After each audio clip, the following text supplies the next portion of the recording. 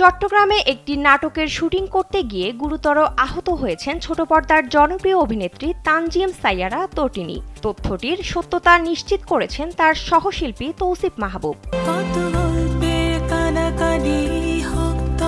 আসন্ন ঈদুল আজহা উপলক্ষে কয়েকদিন ধরে চট্টগ্রামে একটি নাটকের শুটিংয়ে অংশ নিয়েছিলেন তটিনী।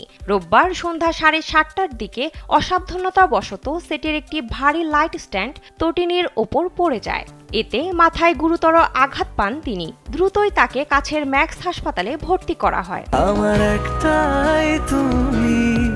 এ প্রসঙ্গে তৌসিফ বলেন, আমরা চট্টগ্রামে ঈদের একটি নাটকের শুটিং করছিলাম। স্যান্ডেলিনা সো রূপচর্চায় আভিজাত্য। আজ সন্ধ্যায় শুটিং সেটের একটি লাইট স্ট্যান্ড দুর্ঘটনাবশত তটিনীর মাথার উপর পড়ে। সঙ্গে সঙ্গেই তাকে হাসপাতালে নিয়ে যাওয়া হয়। আপাতত সে ভালো আছে।